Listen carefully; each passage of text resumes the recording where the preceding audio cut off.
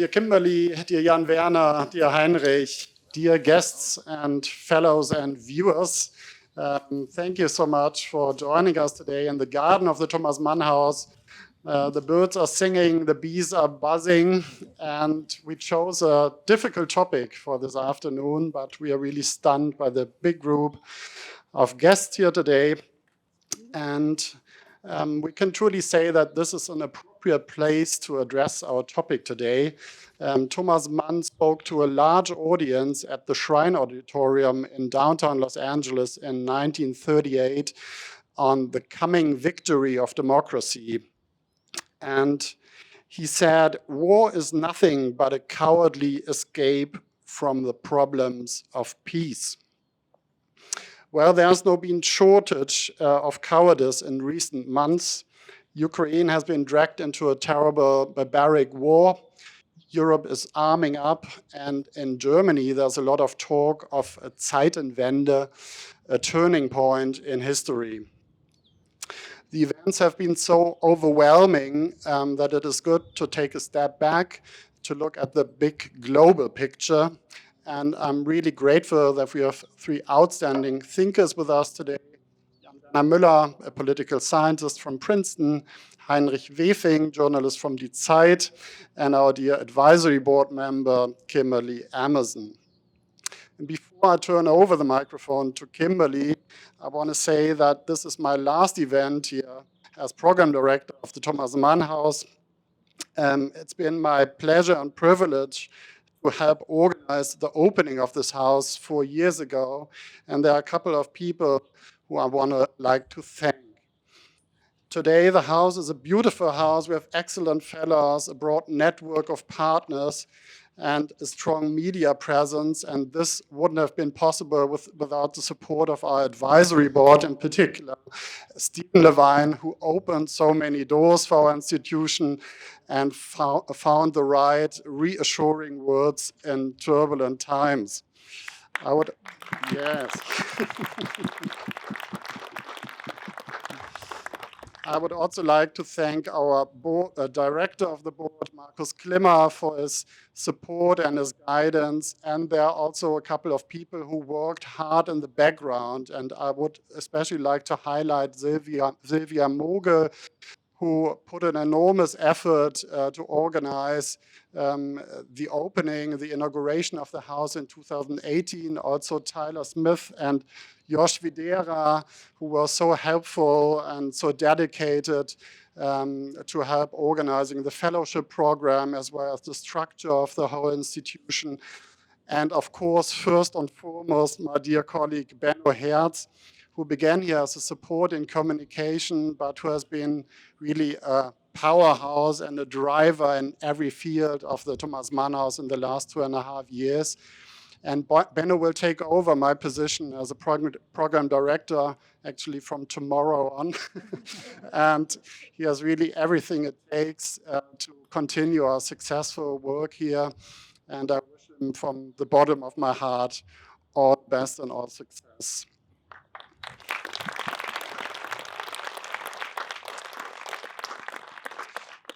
And finally, and most importantly, I would like to thank my wife, Christina Vogel, who is not with us here yet, but who might watch this video later on YouTube, as you might do.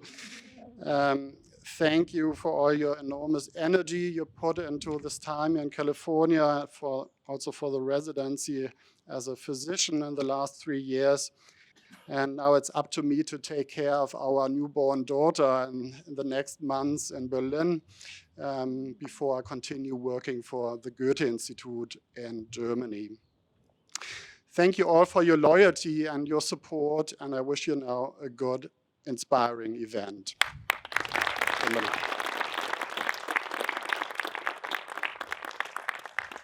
I just want to say welcome, everyone. And I want to say thank you, Nikolai, for your leadership. It's been great working with you. And I hope to see you in Germany in your new iteration. And welcome, Benno. And also thank you, Steve Levine, who dragged me onto the advisory board. But I'm enjoying it so much. It's such a wonderful small, very thoughtful institution, the Thomas Mann House.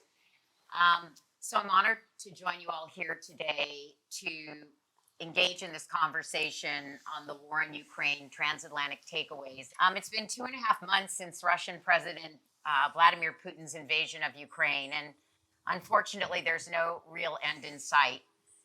Despite massive setbacks for the Russian military, Putin has pressed ahead, revising his strategy a few weeks ago to withdraw from the north and end, for now, his attempts to overthrow Kiev and President Zelensky, focusing instead on the east and the south, where the Russians' military brutality continues. The war's thrown Europe back into a world of armored armies and wars of aggression that it thought it had left 70 years earlier. I'm honored today to be joined by 2 Europeans, in fact Germans, for a discussion of the war and its impact on U.S. European relations, and I would add on the global liberal order. Political scientist Jan-Werner Müller is Roger William Straus Professor of Social Sciences and Professor of Politics at Princeton. He focuses on democratic theory and political thought, and takes a deep dive into the topic in his 2011 book, Contesting Democracy. His other publications provide an investigation of populism, and in his most recent book, Democracy Rules, offers ideas for how democracy can be reinvigorated. I'm going to order that one too.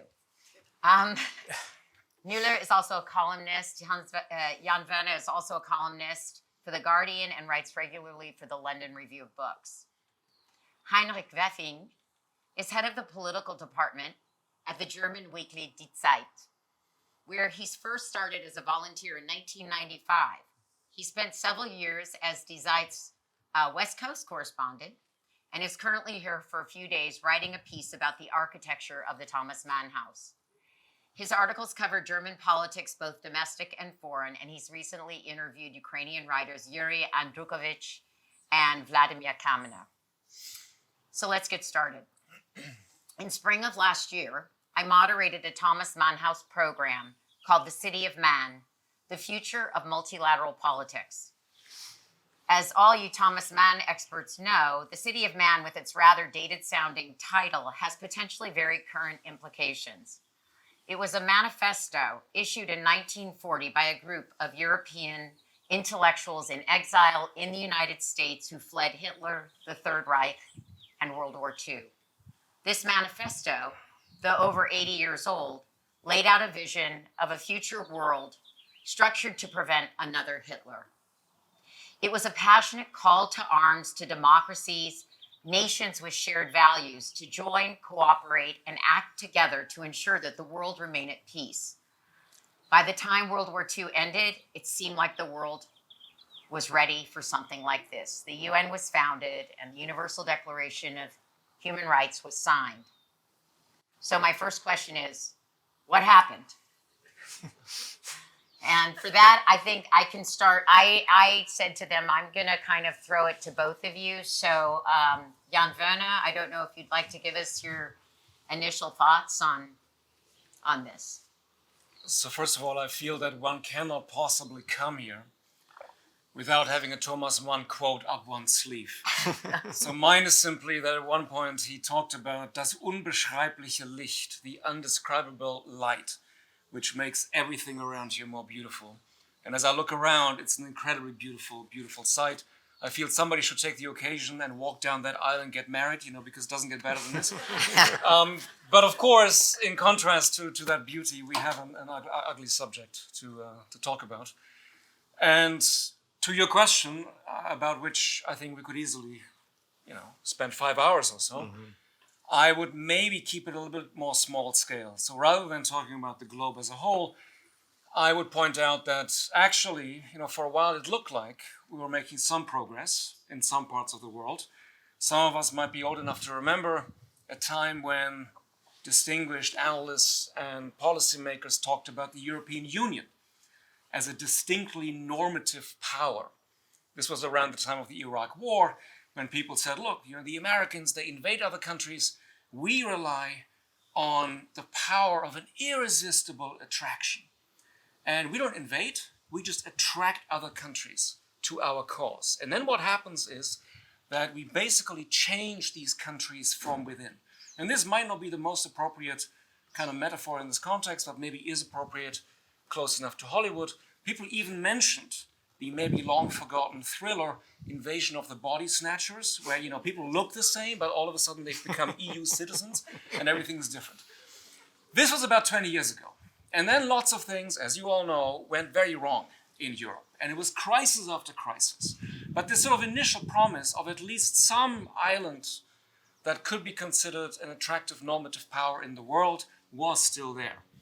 And for all the bad things that have happened more recently, I think in a certain way that vision has been revalidated. A, because it's so clear that, well, Ukrainians are incredibly attracted to the Union.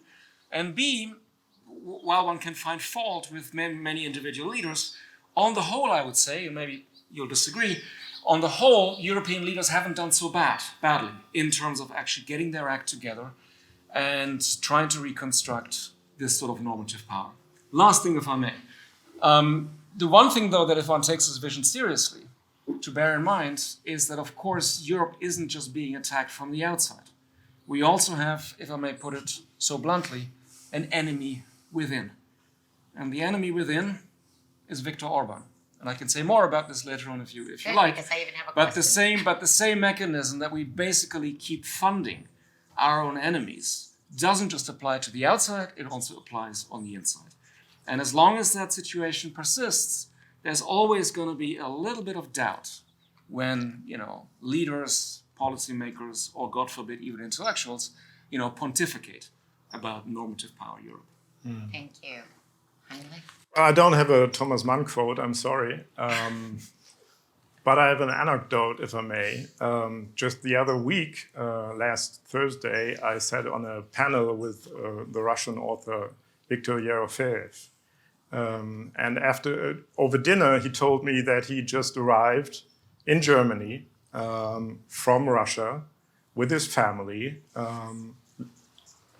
basically being a writer in exile now. And I was thinking,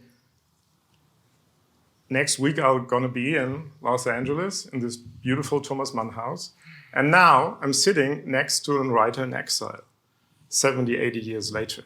And his future is absolutely unclear. I mean, he's published in German and lots of other languages. But a network has to be established to help him and other writers like him.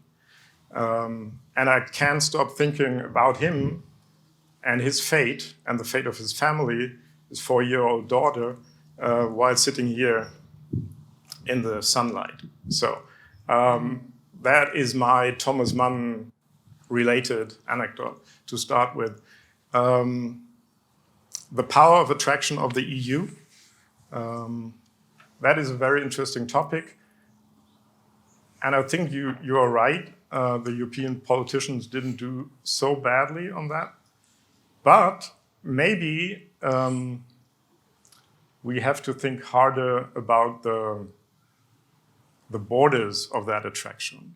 I mean, the whole Ukraine problem started when the Assoziierungsabkommen with the EU was discussed between the EU and Ukraine. And nobody really thought about what is our European position toward Russia in this construction.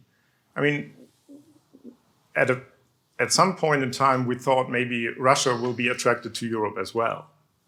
But that obviously failed. So how do we work with other powers who don't like to be part of Europe and don't like nations in their vicinity to become part of Europe? And I think we have to work out a whole new strategy for that. Well, it's interesting because, I'm going to skip my second question, go to my third question, because my third question is on wielding power. Because Robert Kagan writes in the most current Foreign Affairs that the US and NATO are partially responsible for Putin's invasion of Ukraine, but it's not because they threatened Russia's security, as many observers have opined. He argues instead that the collapse of the Soviet Union expanded U.S. and European influence because the West's combination of power and democratic beliefs made it incredibly attractive to those seeking security, prosperity, freedom, and autonomy. Most of the former Soviet satellites never again wanted to be under Russia's bloody imperialist thumb. So they turned to NATO, they turned to the EU, and were drawn in by the gravitational pull of the US. There was a time, as you said, even in the 1990s, when Yeltsin's foreign minister was talking about, joining liberal Europe. And these factors have been the biggest challenge in Russia trying to regain its influence. So can we go back into this question a little bit? I want to frame it slightly differently. It's just, are we not conscious enough of the impact that the West's power has had on the rest of the world, both friendlies and adversaries? Should we be surprised by the challenges raised by Putin's Russia? I think you're saying no, like if we really were sensitive about it. And could the West have tempered the seriousness of these challenges in the way it wields power? So I'm really focused on how the West wields power, and I'd love to hear your thoughts on that. Well, for a start, more and more reading about Putin and Russian history, recent Russian history, I'm not so sure there's so much the West could have done differently. It's not about the West. It's about Russia. It's about Putin. And it would be a complete misunderstanding from my perspective to think that Russia is always reacting to certain decisions the West is taking. This is a huge country. It used to be a superpower. It is still a nuclear power. And they are not reacting. Putin is acting on his own strategies, on his own interests, and on his own vision of history. So I'm basically not so sure that it is about what the West is doing. It is what is his vision for Russia. And you're the political science professor. I'm a journalist, but from my perspective,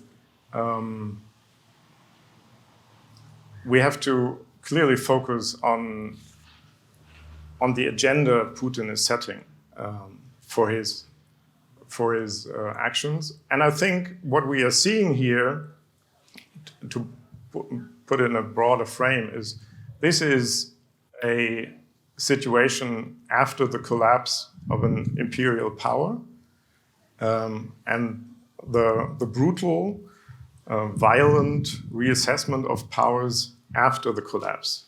We saw that, and that is, I guess, not so new in history. We saw that in Yugoslavia, we saw it in the Ottoman Empire. We see it time and again. So I would try to frame it like that. This is a post-imperialistic war in reassessing the powers of a former empire. And I'll turn to Jan-Werner, but just to make the point, if we had engaged more seriously on Russia earlier, 2014, after Georgia, if we had actually done something then. I mean, Putin, obviously, part of his thinking was that, hey, the West is not together and we can just march on in and they're not going to do much. So are we not using our power consistently and effectively in a way we could have? I mean, I'm throwing that question. Jan and Bernard, do you have that? So I'm always a bit reluctant to go down this path, because nowadays it can sound very cheap if one says, oh, if only we would have done this and should have done that and so on. Now we're all smarter, of course, about all the things that we didn't do. The one thing that I would say is an issue, and one that persists and that could still be changed today, vis-a-vis Ukraine, as far as I understand it, is that there was a lot of ambiguity on the larger strategic picture. did we want Ukraine to be part of, let's say, the EU, not to speak about NATO, or not? And basically lots of mixed signals were sent. And lots of different things were done, which kind of really one could have done differently. So I'm riffing here on a very insightful essay by the German political economist Max Krahe, who said, look, after the financial crisis, one could have done, dollar or euro swaps. The fact that basically Ukraine was left alone contributed to the rise of Yanukovych. Then in 2013, 2014, again, there was a lot of ambivalence about, do we really want these people to be attracted to us? Are we going to match the Russian offer or not? A lot of sort of back and forth. And at the same time, in contrast to that larger strategic picture where it's still not clear, what does the EU really want? I mean, you all know what happened at Versailles, where, and again, it seemed like we want to attract you, but actually, hold on. On the tactical level, it's in a sense been too specific. I mean, as you all know, for weeks and weeks and weeks now, we keep telling Putin very clearly, and we're not going to do this, and we're not going to do that. When you could imagine a world where actually you leave these things much more ambiguous, because that would create a situation where the other side might be much more careful. So the strategy is confused and muddled, and the tactical stuff is sort of much more clear when actually that, I would say, should be more ambivalent and more, not confused as in what we really think, but sort of leave the other side guessing in a certain way. Well, I think Biden said we weren't going to put American boots on the ground was a little bit for his domestic audience. Maybe that, unfortunately, in the day and age where communications are global, means that everybody hears it, including Vladimir Putin. So, thank you for that. Maybe I can add to that. Yes. I think this ambivalence persists. It is the main problem of German politics at this moment. What do we want toward Ukraine? What is our position toward Russia? What is the strategic aim of German politics toward Russia? I couldn't tell you. We tried to find out. We talked to the politicians. We talked to the chancellor a couple of weeks ago. I'm not even sure he has a plan. My sense is that he thinks ahead of the war and puts it the way that older generation of German politicians had put it, like Helmut Schmidt. They said, Russia will always be this powerful neighbor, and we have to deal with them. No matter how strange their politics become, how autocratic the regime might become, how reliant we are on their energy, we have to deal with them. And the byproduct of that thinking is that we focus on Russia, and there's a strain in German politics to kind of ignore all the nations and the people between Germany and Russia. There's a long history of that. Poland, and especially Ukraine. Plus, there's this sense in a lot of politicians in Germany at this point who say, well, this Ukraine, it's a corrupt system. They have to deal with their oligarchs, and then maybe we can help them. So it is not so clear what we want to do with Ukraine now, and it's not so clear what we want to do with Russia. So this ambivalence, it's still there, and it's a key problem of the German politics at this moment. If I may add, it's even worse than ignorance, though, in certain ways. Yeah. Some of you may have seen there was just an open letter published 1 or 2 days ago, including by people who I consider friends, who basically lecture Ukrainians on the ethical limits of their own resistance, Right. where they say, look, there are too many victims now, and you got to stop. I mean, who are we to tell them, this is your ethical limit, while we're sitting in our armchairs or high chairs or wherever we're comfortably sitting? I mean, that's the thing. It would be even better if people simply said, oh, this is a faraway country about which we know nothing, as opposed to, we are the ethics professors who are going to now tell you what's what. Sorry for getting a little... Well, so right. you're talking Right. about right it. into a rant. You're talking about, this ambivalence in German politics, but in fact, there's been a few things that have happened in Germany that have been kind of earthquakes.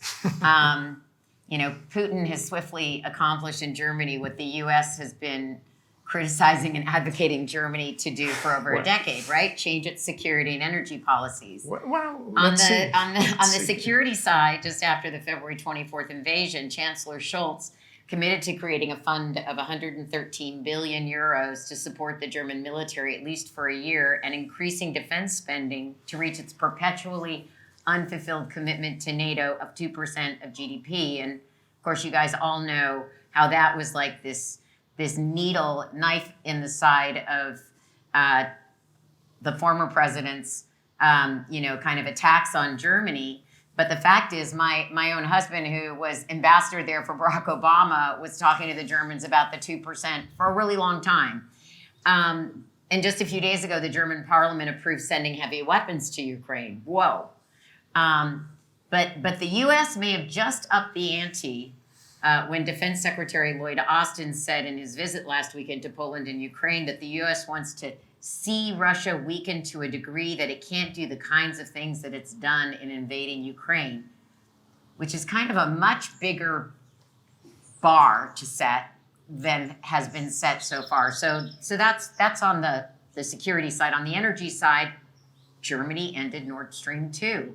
Another issue that my husband, who's here, was haranguing the Germans about during while he was at Post.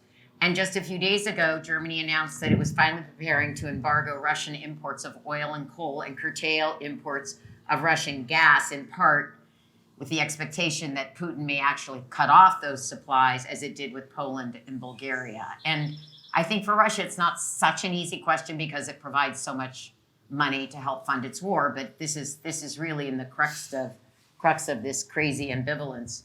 So I'm curious not only what the domestic implications are in Germany on these two issues, but also on European energy and security policy and how you think they're going to impact the alliance. I mean, you've got you've got Germany kind of now throwing big arms at Ukraine. And I don't know if Jan-Werner, if you want to take a stab at this one first, and then we'll go to Heinrich or... So I don't do predictions, especially not about the future. But I think on a more abstract level, I think sort of one key variable is simply whether this sense of a significant turn is going to translate into a willingness to really ask people for sacrifices. And I see a certain continuity between, remember the pandemic? There was also among German leadership a certain sense, we can't ask too much of people. And I think indirectly that contributed to a situation where everything dragged on for much longer than actually was truly necessary. Mm-hmm. And I'll just remind you that I think on a certain level, Scholz won the election on a promise of saying, it's just going to be like Merkel, just slight variation, but I'm going to be very, very similar. And whatever else you think about Merkel, she was of course not very good at the great speech that really said to people, look, we need fundamental change, we need to come together to make a great sacrifice. And I don't quite see that with Scholz either. And again, I don't want to be glib about this because, if sacrifice means, people are going to lose jobs, for instance, it's not trivial.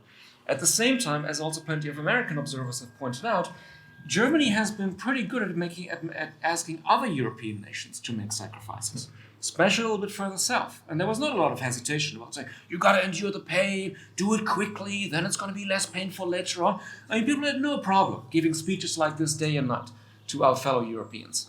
So I think a good politician could turn this into I'm not going to say Churchillian moment, but something that really makes people see what's at stake and that, we all going to have to maybe change our behavior. But I wouldn't bet on the current chancellor being able to do quite that. Mm. Yeah, I couldn't agree more.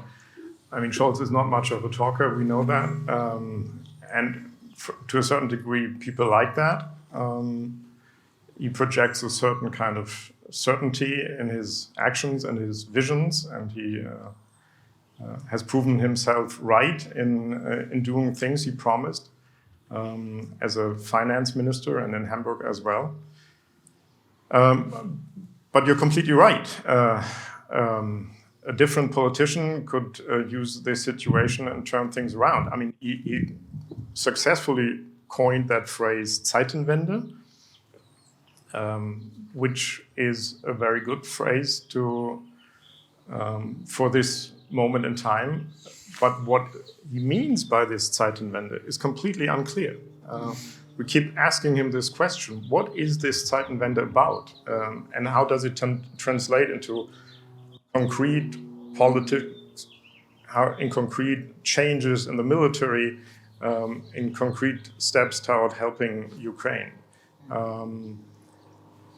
But let me add a more personal anecdote again. I started out as an art critic writing about houses. Now I'm a political editor, and I'm in a managing capacity for our paper. And this paper is 76 years old. It was founded in 1946 in Hamburg. And this is the biggest war that we ever covered. And it's close by. And what that means for our paper is that we have to reallocate resources, that we have to send in correspondents, reporters into Ukraine on a level, on a scale we never did in any war before. It means that I have to try to find body armor for these colleagues out there. And that is what is Zeitenwende also about. A complete realignment of resources, of thinking, of things we have to do in Germany. We are not the New York Times, we are not the BBC, we are quite successful but rather small newspaper. And still we have to turn things around on a pace and in a general setting that we never thought about. I never thought that I would send colleagues to the front line in that numbers. I never thought I would have to worry about their well-being. It's quite exhausting, I can tell you, and it's a completely new experience. And I'm saying all this because I think this is what a lot of people in Germany are experiencing at this point. Not in the newspaper, but in different fields of professions. And to turn that around and turn the spirit of a people around, to turn the spirit of a nation around, that needs a lot more than just one or two big speeches by the chancellor. And that is the process we are in right now. This nation, this federal republic, as a pacifist tradition, and the intellectuals spoke clearly about that. And to turn that into a nation that is on the brink of a huge war in Europe, that is an enormous task we are facing at this moment. Yeah, it's personalized. It's Yes. very, very personalized. And it sounds to me like you're saying that there needs to be a level of moral leadership that has still not come clear. It reminds me of when John Kennedy said, ask not what your country can do for you, but what you can do for your country. And a lot of people are stepping up in Germany, but you're right, the political leadership needs to be at the forefront. Right. Can I add one thing which I'll probably regret? I know we're not here for literary analysis, close readings, hermeneutics, but after all, we're in Thomas Mann's house. And the term Zeitenwende, as attractive as it might be in certain ways, to me also suggests something about, these are sort of world historical processes. And a little bit like the term that you all remember about 89, so Wende. I think plenty of people later on said, well, Wende is sort of impersonal. We should have called it a revolution. We should have said to people, it's us who are doing something. So this is, of course, a cliche about Germans, history with a capital H. Everybody is a secret Hegelian or something. We trust in these world historical processes. So I think as attractive as the phrase is on one level, at the same time, it's sort of oddly passive. I would say it doesn't sort of appeal to people in a certain way.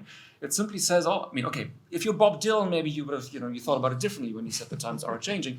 But still, it's something odd at the same time about the use of that phrase.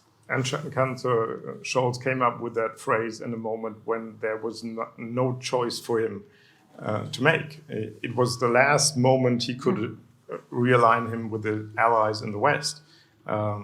It was not his choice to set up this Sondervermögen, this 100 billion euros. There was no alternative for him at this point.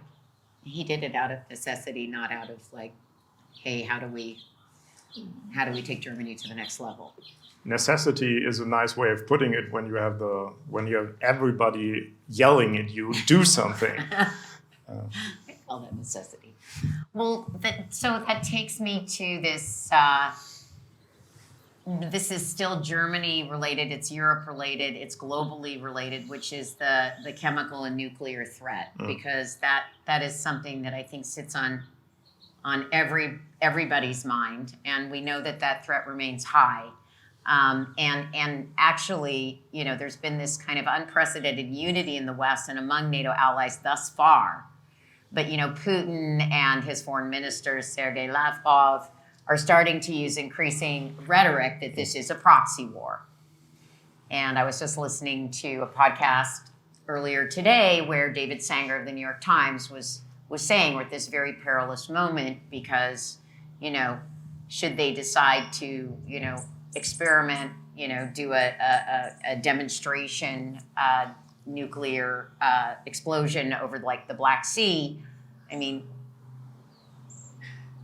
what do we do? Like, what are your predictions about whether Russia will, number one, take this next step? I'm not even sure anybody knows that, but if you have an opinion on it, I'd love to hear it. And also, if it happens, will the West reach its limit on its sense of unity? Or will the alliance become collectively more determined to confront what's going on? I mean, what happens? Because it's very likely. I mean, it could. Well, again, we are not in the prediction business as journalists. We from time to time try to make predictions. That's also what politicians say. I was so sure Trump would never win this election, but, and I wrote it. But what I can tell you is, and that is rather astonishing and scaring, I'm not so sure there is, at least in Berlin, in the Chancellery, there's no red team preparing for that moment. There's no strategic board thinking about what are we going to do then. And it doesn't have to be nuclear. It could be chemical weapons. It could be, and that worries me most. 1 or 2 cruise missiles hitting supply lines in Poland. What are we going to do now? And I'm not so sure that would help the West being even more united. I worry that moment, and I have no answer what's going to happen then. But I think that is not unlikely to happen. And I would love to see that the government is preparing for that moment, and I'm not. So I'll dodge your question in the following way. One thing we actually do know by now, because when we talk about the West being united, it's also a question about the consequences for domestic politics and how certain conflicts and cleavages within democracies are going to play out. And since the French elections, we know a little bit more about what that's actually going to look like. And I think a lot of us here had assumed that, look, for Zemmour, who wanted a French Putin, for Marine Le Pen, who took the loan from Russia, took the loan from Hungary, this was going to be a major, major problem. And it turned out it was not such a major problem. So this maybe comforting thought that, look, also if you recall seeing this clip of Salvini, where he was yelled at, buffone, and he kind of had to basically sort of walk away quietly. I mean, tough for a macho like him, You would have thought, look, this means something. If you were pro-Putin before, this is going to change the domestic picture. And it doesn't look like that. And if that's true, then the longer this drags on, and of course many people are predicting that this is going to drag on for quite some time, then it is not crazy to think that these domestic conflicts are going to get much sharper, that people are going to start saying, look, we can't deal with this anymore, or let's say, okay, we turn off the gas, but then there's an increasingly a large number of parties that say, but let's turn back on a little bit at least, or a little bit more oil, and so on. So that, at least for me, would be an indication that it could be really messy. And this moment of unity might not be sustained in the way that some of us may have thought would be the case even 4 or 5 weeks ago. Yeah, and which makes me think about the relationship of the U.S., the relationship of Europe with China. On the early February opening morning of the Winter Olympics, China and Russia jointly issued a 5,000-word manifesto declaring, in quote, friendship between the two states has no limits. There are no forbidden areas of cooperation. Xi Jinping was hosting Vladimir Putin when the two nations said their relationship was superior to any Cold War alliance, and they would work together on space, climate change, artificial intelligence, and control of the internet. But Beijing also supported Russia's demand that Ukraine not be admitted to NATO, as the Kremlin was amassing 100,000 troops near the border. And Moscow said it opposed any form of independence for Taiwan. So, first of all, I'd love to hear what you think about how that partnership is going in light of Russia's poor military showing thus far and its brutal tactics in Ukraine. And second, if in fact we move into a world of two competing systems, how's that going to impact the West and this alliance? So, well, I'm not a China expert at all, but I would be very skeptical about this rhetoric of internal partnership and cooperation. And from what I'm reading into the Beijing leadership, they are completely focused on their own interests and maximizing their own interests. If Russia would be helpful for getting what China wants, they might be helpful, but if they become a pain, China would follow his own ways. So I'm really skeptical here.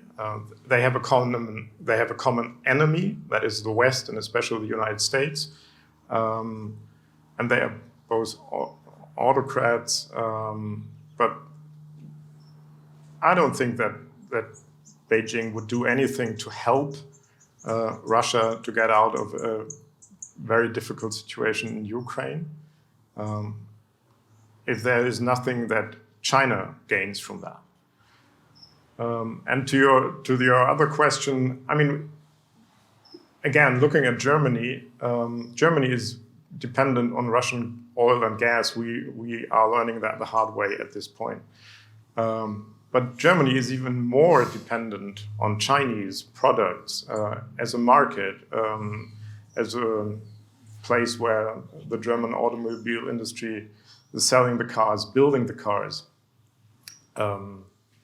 If our problems of readjusting our dependency on Russian oil and gas tells us anything about the situation we would be in if there would be a hostile situation with China and we have to reduce our dependency with China, that is a horrible thought.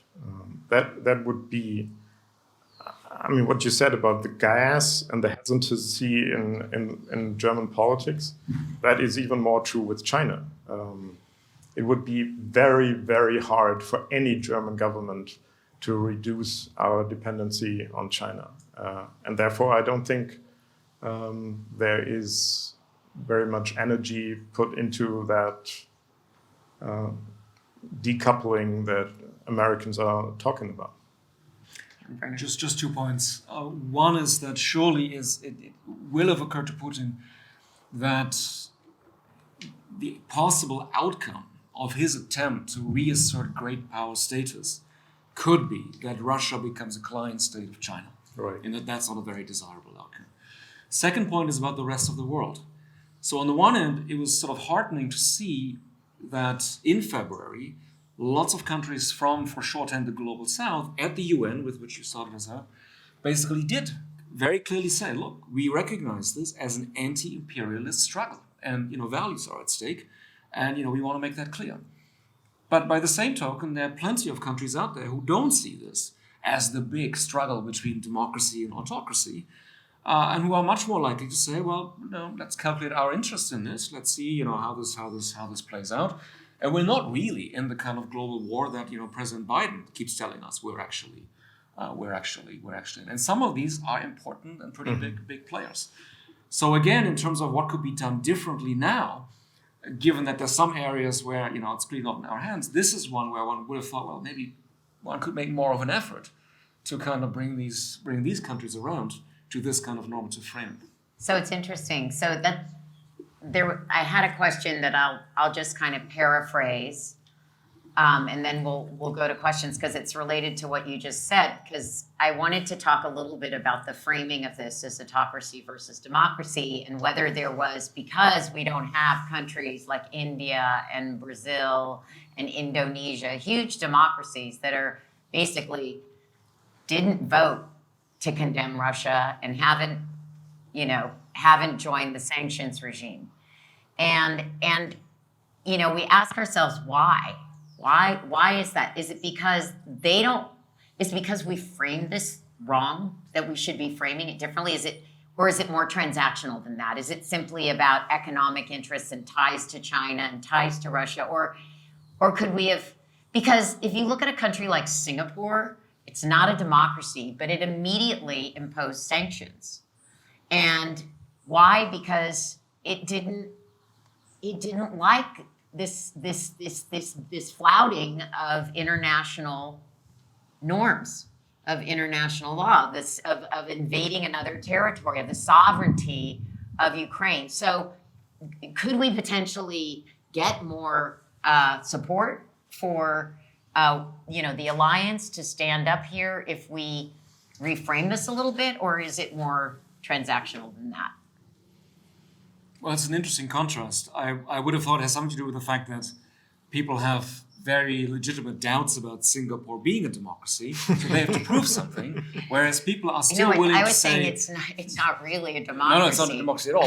That's why I was using it as an example. But people like still we got say, a non-democracy. India is the largest democracy in the world, and we still haven't quite woken up to the fact that Modi is a far-right anti-democrat, and not to speak of Bolsonaro, and that these leaders, have a different ideological framing.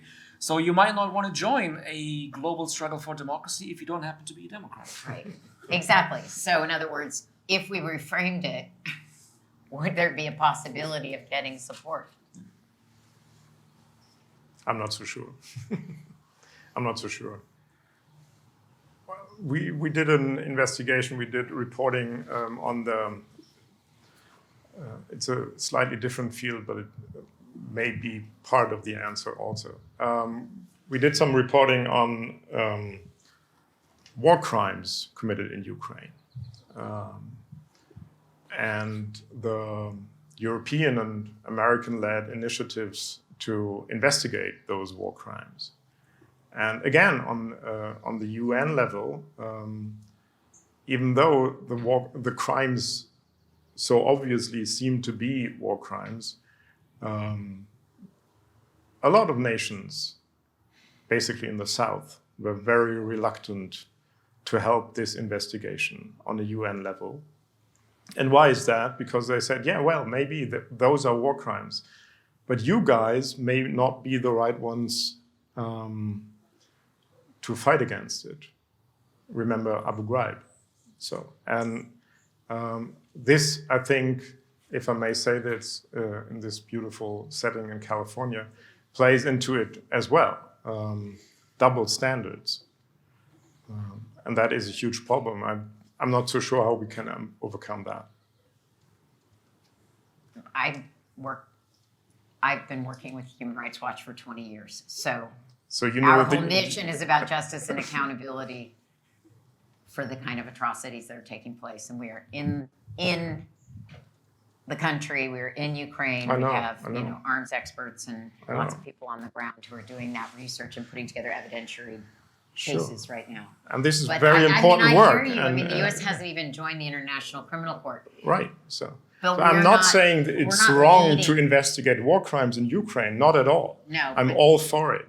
But Yeah, no, it's thinking about the response in the global south, we have to ask us, why is there not that much support? And the answer is double standards. Yes, I don't disagree with that.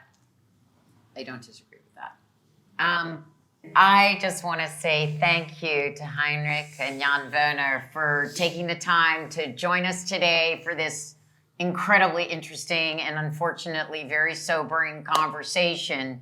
And I do think that you gave us some other insights and ways to think about what is going on. I honestly feel like right now we can't get enough information. We're all just like trying to put our arms around this and understand what's going on. So I'm really grateful for your perspectives, and I want to thank you for being here with me today. And again, thank you to the Thomas Mann House.